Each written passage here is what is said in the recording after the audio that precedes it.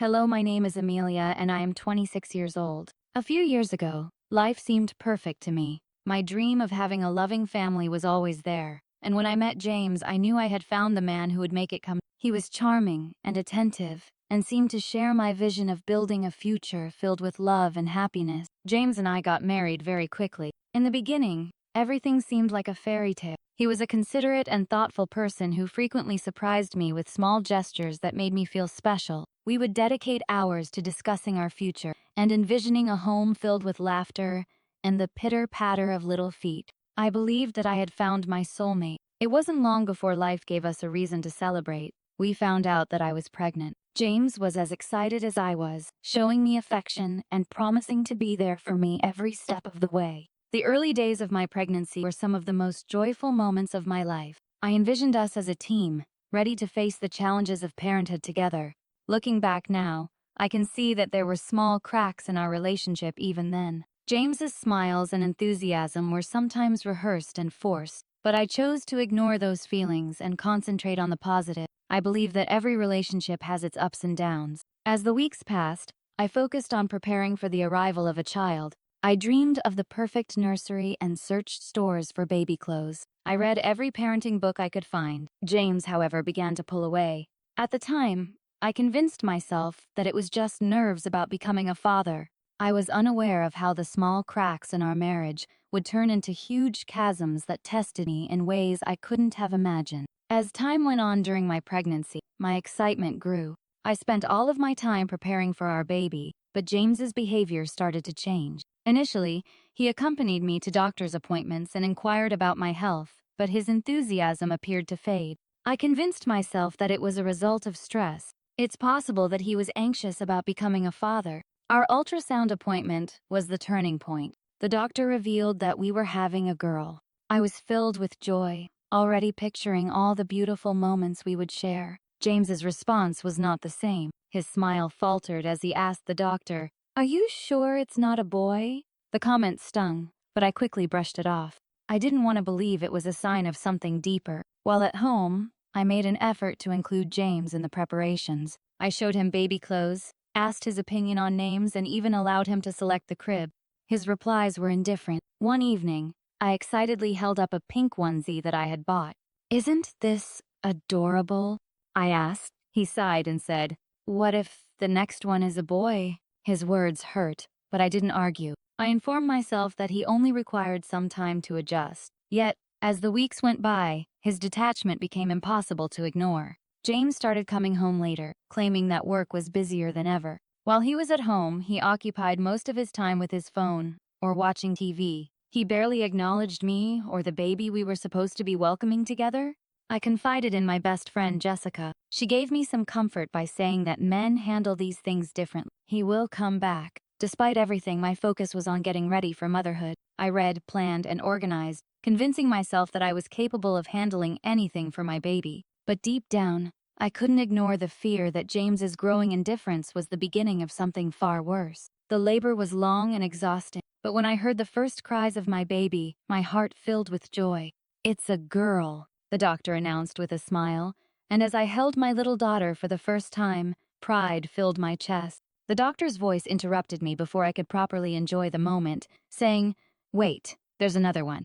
I was in complete shock when a second baby, another gorgeous girl, was delivered. Before the nurses brought her to the neonatal ward, I held her for a short while, tears welling up in my eyes. The surprises, however, had not yet ended. "There's one more," the doctor said, and before I knew it, I was holding my third daughter. 3 daughters. Love and thankfulness filled my heart to overflowing. I believed James would be as pleased as I was when he got to the hospital, but as soon as he heard the news, his expression darkened. 3 daughters! In an attempt to calm his response, I tried to smile. He looked at me, his rage barely controlled, and said, "Yes, James, we have 3 beautiful daughters. Aren't they perfect? How could this have happened? Your return to my home requires leaving these girls in an orphanage. I wanted a son, Amelia, a son, not a daughter. Otherwise, there's no point in going home." His words were like a kick to the gut. His voice grew harder as he crossed his arms and said, "How would you say that, James? These are your children too." I was crying, but I was tough when I said, If you don't do it, I'll divorce you. It's your choice. If that means you'll leave, then so be it. He suddenly grabbed my hair and pulled it so violently that I let out a painful cry. He took off his shoe and hit me over the head before I could respond. I felt weak and lightheaded, and pain rushed through me. The nurse suddenly rushed into the room. She stepped in front of us and yelled, "Sir, leave now, or I'm calling security." James stormed out, glaring at me. As I lay there clutching my pounding head, I promised myself that I would take care of my girls and that one day I would hold James accountable for his actions. "You'll regret this, Amelia. Mark my words, I will make you pay for this." I lay in the hospital bed, James's attack causing a throbbing pain in my head. I kept thinking about his harsh comments. "You'll regret this. My girls were born hours ago, and they should have been joyful and celebrated, but instead I was afraid and angry. One thing was certain despite the suffering. I would never be able to return to James." The attending physician, Dr. Benjamin, stopped over to see how I was doing later that night. As he looked at the bruise that was developing on my head, his gentle eyes grew softer. Gently, he said, "Amelia, what happened here?" As I described James's frustrated outburst, his nasty demands, and the threats he had made before leaving, my voice faltered. Dr. Benjamin's words were calm, but his face clouded with wrath. I found some solace in his remarks, which reminded me that not everyone was as callous as James. "You've been through so much already. No one deserves to be treated like this, especially not after bringing life into the world." I broke down in tears as I shared my anxiety. "I don't know how I'll raise 3 daughters on my own. I don't even know where to start." In a calm and steady voice, Dr. Benjamin pulled up a chair next to me. "Some people and resources can help you. You don't have to do this alone." He came by frequently throughout the following few days to see how I and the newborns in the neonatal unit were doing. I felt less overwhelmed by the obstacles that lay ahead thanks to his encouragement, which was a lifeline. He smiled warmly and told me, "Your daughters are fighters, just like their mother." Dr. Benjamin gave me a list of legal contacts and support groups when it was time to leave the hospital. "This is the first step, Amelia. You've already shown incredible strength. Keep going." I made a serious commitment to myself as I carried my daughters out of the hospital. I would do whatever it took to keep them safe, and James would eventually pay for his deed. My battle for justice had only just begun. After being released from the hospital, the first night back felt like a journey into the unknown. I was forced to rely on the assistance of people who were eager to aid me because James had made it apparent that I was no longer welcome in his home. During my hospital stay, Dr. Benjamin shared resources with me, including a local women's shelter, where I was able to get temporary accommodation. It was a basic but secure little apartment. It featured a tiny living space, a kitchenette, and a single bedroom. It was, above all, a place where my girls and I could start the process of reconstructing our lives. I was both relieved to have a roof over our heads and saddened by how drastically my life had changed as I put up the cribs for Olivia, Charlotte, and Abigail. I listened to my girls' gentle breathing while I sat on the side of the bed that night.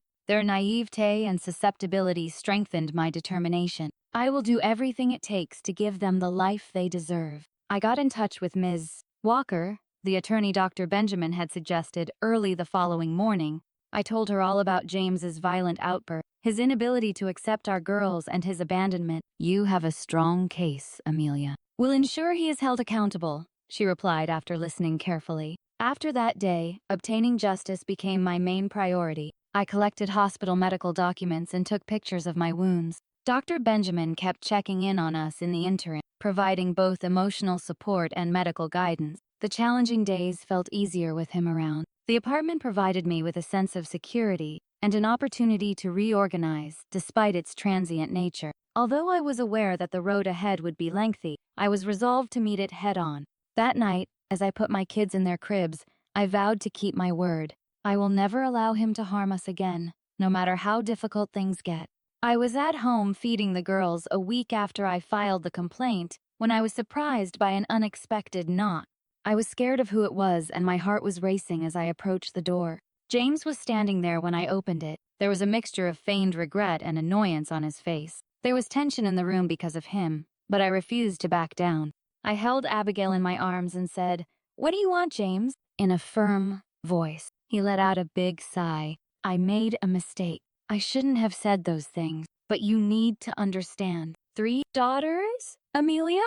That's not what I wanted. I wanted a son." My rage was rekindled by his remarks, but I maintained my composure. So you came here to repeat your disappointment? What exactly do you want? James's tone became deceptive as he disregarded my query. I'll take you back, Amelia, but you need to meet me halfway. Leave the girls in someone else's care, or better yet, an orphanage. Then we can start over. Stunned by his boldness, I gazed at him, sharply but steadily. I raised my voice and asked, You want me to abandon my daughters? I will never leave them. Anger twisted his face. You're being selfish. Do you even care about this marriage? If you refuse, I'll divorce you. I didn't recoil in response to his look. If divorce is your solution, then go ahead. I will not abandon my daughters for anyone. I was a little afraid he would lash out, but instead he rushed to the door. He looked back before he left, his voice icy and threatening. You'll regret this, Amelia. Mark my words. I stood shaking yet determined when the door banged shut. I was no longer under the influence of threats. More than ever, I was committed to keeping my girls safe and making sure James got the justice was due. He would quickly realize that he had misjudged my strength. The court hearing day came sooner than I had anticipated. As I walked into the courtroom with the evidence I had meticulously prepared in hand, my heart was pounding. It was more than just my suffering. It was about protecting my girls from James's brutality and making sure they had a secure future. My attorney, Miss Walker, made the presentation with poise and assurance. She described James's behavior in detail, including his violent hospital attack and his desertion of his girls. Photographs of my wounds, medical records, and the nurse's testimony all provided unmistakable proof of his assault. James didn't have a strong defense. Dr. Benjamin gave a composed and expert testimony when Ms. Walker brought him to the witness. He explained my wounds and the psychological toll James's actions had placed on me. His remarks were powerful and emphasized how serious the situation was.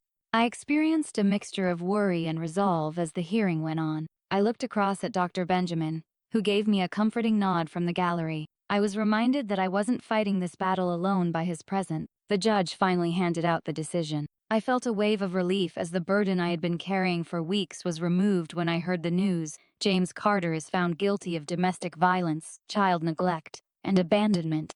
As he was escorted from the courthouse, James's face contorted with rage, but his threats were ineffective. I felt free for the first time, and justice had been done. Dr. Benjamin smiled at me as he came up outside the courtroom. I nodded with tears in my eyes and said, You did it, Amelia. Although the battle was done, a new chapter full of healing and hope was about to begin. At last, things started to calm down. Now that the tempest that had engulfed my world was past, I could concentrate on giving my girls a brighter future. My anchors were Olivia, Charlotte, and Abigail. Their joy and naivete served as a reminder of the resilience I had discovered within myself. Dr. Benjamin never stopped being a part of our lives. Dr. Benjamin frequently brought small gifts for the girls, such as colorful picture books, blankets, or plush animals, when he visited after his shifts at the hospital. He was loved by the girls, and his generosity filled our home with a warmth I hadn't known was lacking. Dr. Benjamin lingered a while after the girls had gone to sleep one night, sorting through some documents related to the child support payments while seated at the dining table. I grinned, moved by his statement. You've shown incredible strength, not just for yourself, but for your daughters. I couldn't have done it alone. Our relationship grew stronger over time. Dr. Benjamin developed into more than a companion. He joined us as a member. He reminded me that I didn't have to face the difficulties of being a single mother alone and assisted me in navigating.